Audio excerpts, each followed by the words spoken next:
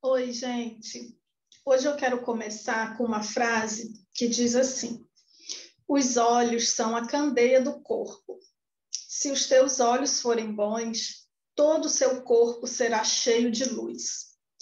Na verdade, é um versículo bíblico, né, que está lá em Mateus 6:22.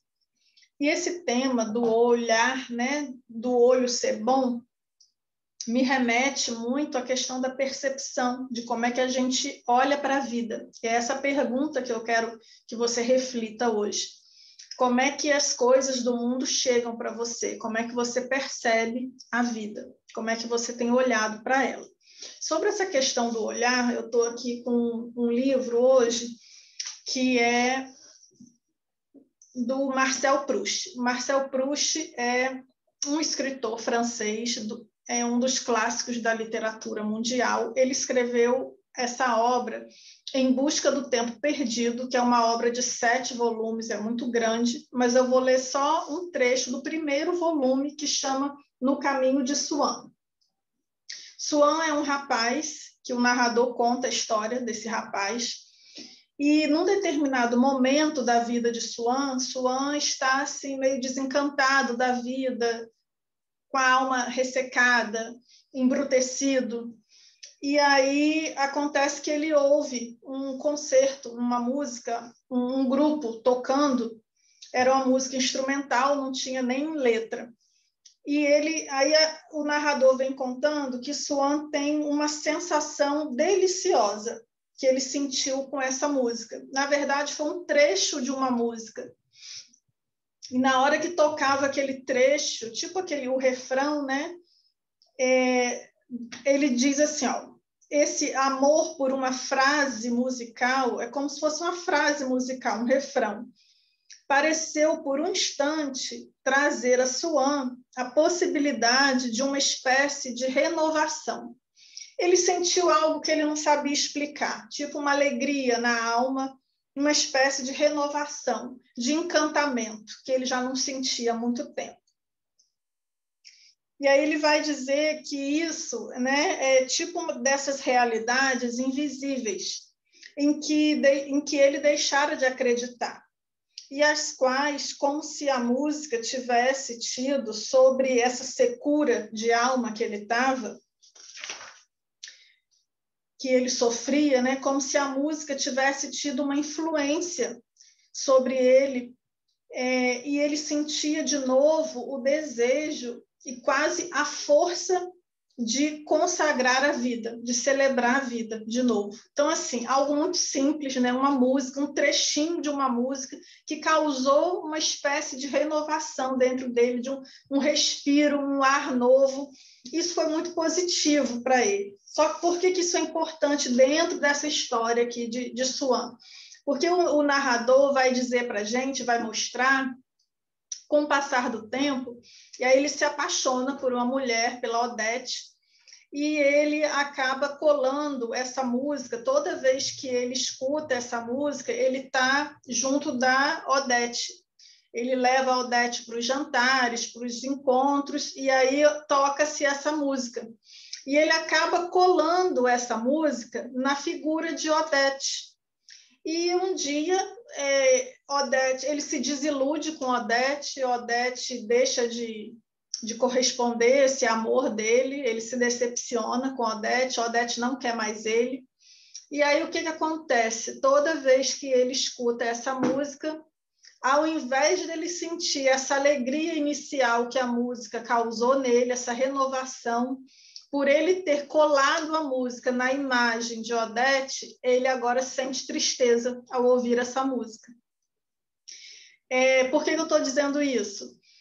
Os autores, os filósofos que eu estudo, que eu trago para dialogar, né, com a psicologia, o Deleuze e o Guattari, eles vão falar justamente sobre isso, que existem, um aprendizado isso para a gente, para a nossa vida, na forma da gente ver, da gente olhar as coisas que nos acontecem. Eles vão dizer o seguinte: na vida tem forma e tem força.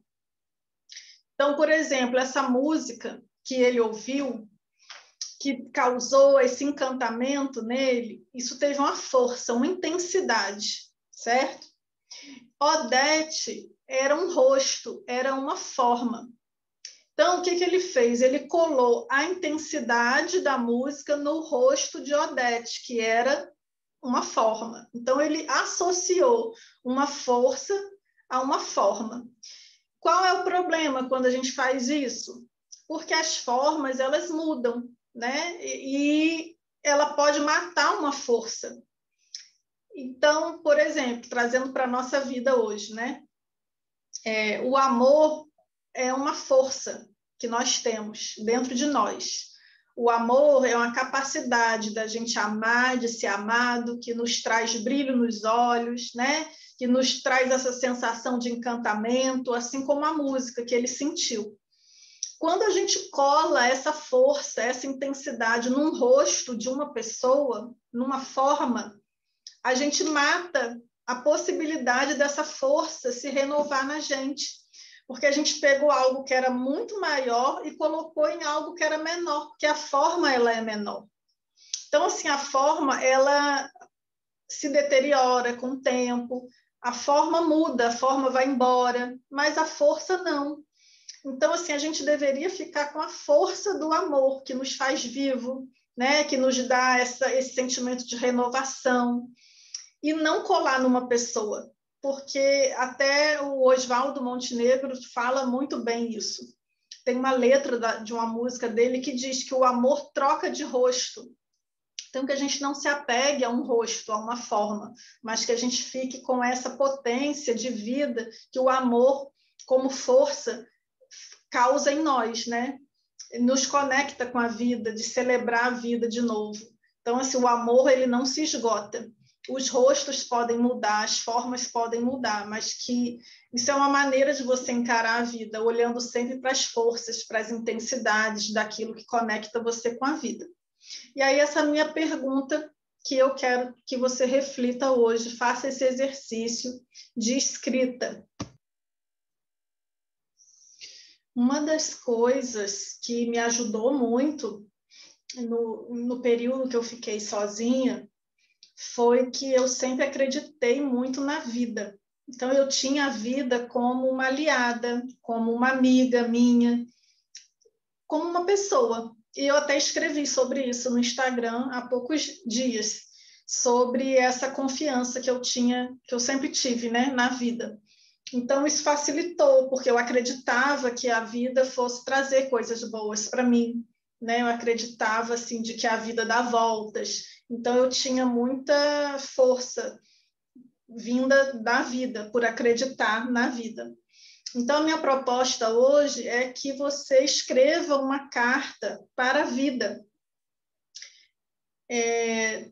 tentando dizer para ela, escrevendo, qual o significado que você dá para ela, né? E, de repente, se você percebeu que você está olhando, né, para a vida de uma maneira mais negativa e que você precisa ajustar a sua visão, enxergar a vida de uma maneira, né, trazer a vida mais para perto de você, como uma amiga, então você pode escrever isso para ela também, né? Dizer o que você precisa para que você esteja alinhada com a vida. Diga para ela isso, escrito, né, em forma de carta, isso é muito terapêutico.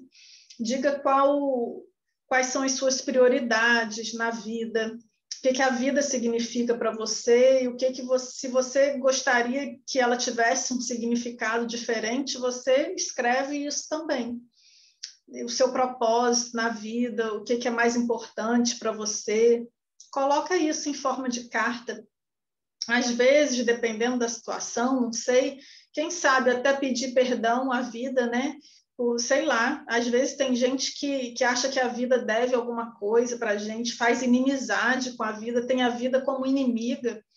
Então, eu já vi gente ter raiva da vida. Então, assim, enfim, cada um é que vai saber o que vai dizer para a vida. Mas escreva essa carta que eu tenho certeza que vai te fazer muito bem. E até a próxima.